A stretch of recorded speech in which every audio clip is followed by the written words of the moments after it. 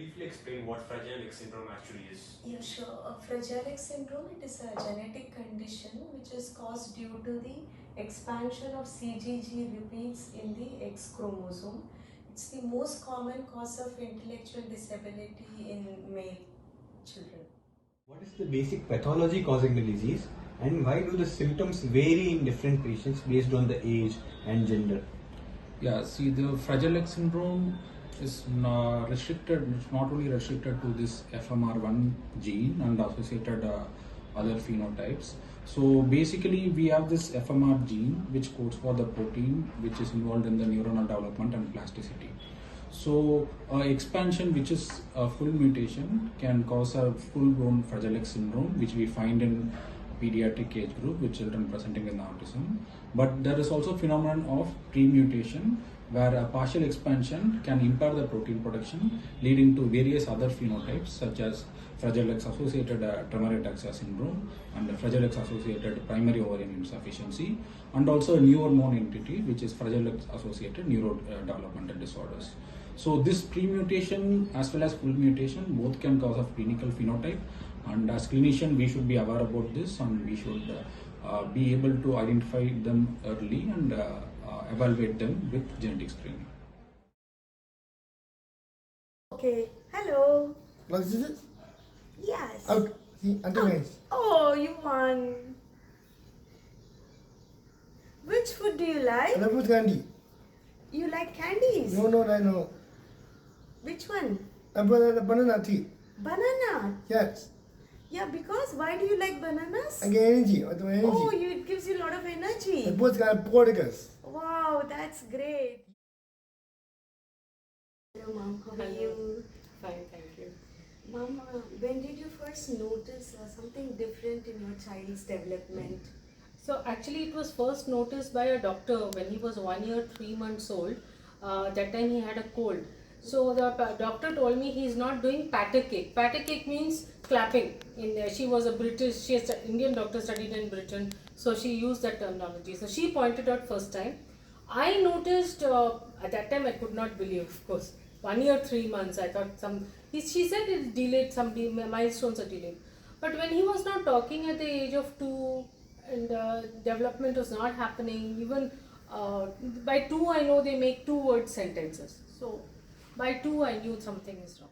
So basically, see, these children tend to be aggressive, suddenly shout something, and then people around or sometimes even scratch or spit. But really, they are doing all that out of anxiety. They are themselves frightened of the atmosphere. So at that time, we should all around be calm instead of react to that. The next minute, he will forget and be loving. You will yourself see that transformation.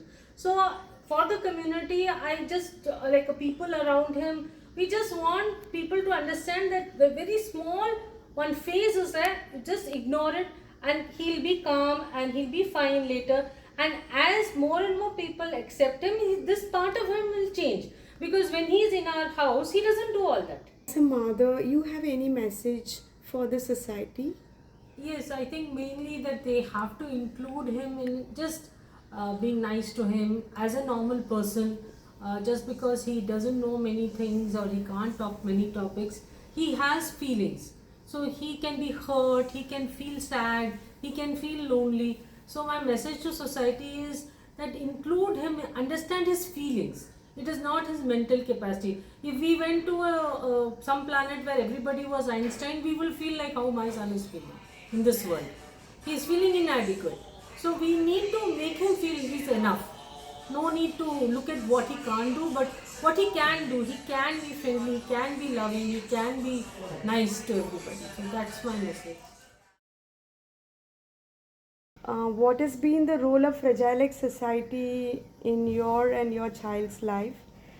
The society has been of help because you share common issues, try to learn from other parents' experience.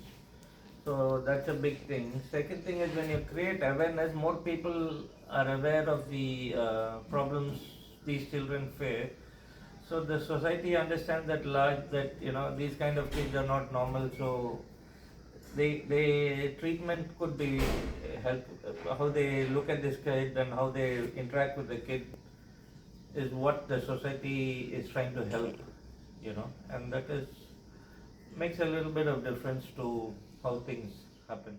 Unfortunately, apart from screening and diagnosing the patient as a fragile X patient, the cure, they want to know what happens. Can we, if they fund a dialysis program, I'm involved also in dialysis. If they do dialysis, the patient feels better, they get a transplant, they go back to normal work. Now, to convince corporates or even the people to donate for something like this is very, very challenging, you know, because they're saying, what are we testing is fine. After testing, what? What? And that I said that we have no answers. Nobody can give you an answer, you know. So that's the challenge. But hopefully things will change and awareness will increase. That's why I think awareness makes a lot of difference on this kind of issues. You know. Hello, my name is Kinesha Sangvi, psychologist on board Fragile X Society India. My 7 years of working with the organization, I have experienced nearly 240 families, and each family has a different story.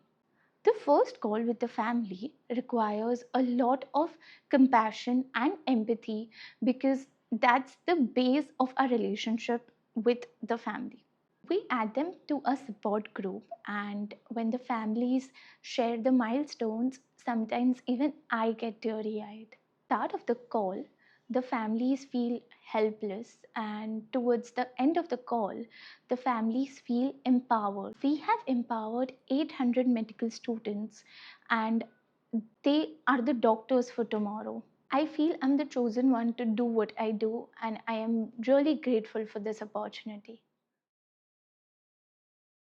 And screening modalities currently available for early diagnosis and intervention. So for early diagnosis and intervention of Fragile X syndrome, there are two modalities. One is clinical. Hageman checklist is used. So a score of 15 indicates that the child could be probably of Fragile X syndrome. The second modality is the molecular testing. We can use either a TP-PCR or methylation specific PCR to size the CGG repeats. If the repeats are more than 200, it is suggestive of Fragile X syndrome. Early screening, how early awareness and how early interventions are important in Fragile X patients, particularly about the outcome. Yeah, definitely early screening as well as the early intervention is much useful in Fragile X syndrome. So we should know that not all Fragile X syndrome babies develop the typical dysmorphism or clinical features at a early age. So we are totally dependent on the genetic screen for that.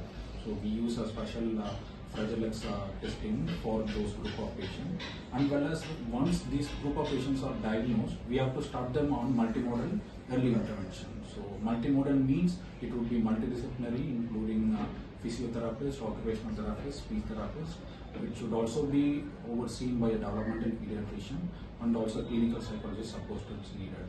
And people have, through various studies, have found this phenomenon where people Fragile X syndrome who have been followed up with multimodal therapies are doing much better with less comorbidities in the future outcomes. Okay. Conceptions that you wish were known in the society, the truths about which the society knew. Yeah, definitely. There are a lot of myths and misconceptions about Fragile X syndrome. So I will narrow it down to three. The first most common one is they think Fragile X is a male predominant disease. Nothing like that. Girls can have symptoms. They may have milder symptoms, but definitely girls can also be affected with this disease. The second most common misconception is that people think it's predominantly a childhood disorder. Nothing like that. We have seen adults with other atypical manifestations, and there are some variant of Fragile X syndrome which predominantly present in the later age groups. And the third common misconception what we see is people consider that all Fragile X syndrome would have severe intellectual disability. We should understand that Fragile X manifestation is more of a spectrum. We even have high functioning group of people in this, and though some group are having severe comorbidities, it can be much.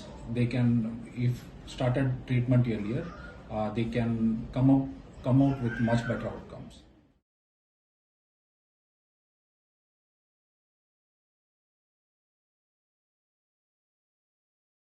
The newer therapies targeted interventions are highly promising. With prenatal testing and pre-implantation diagnosis with monogenic disorders, we can prevent Fragile X syndrome too. Regarding Fragile X syndrome, we are learning a lot every year, and the future looks promising with recent breakthroughs as well as advances.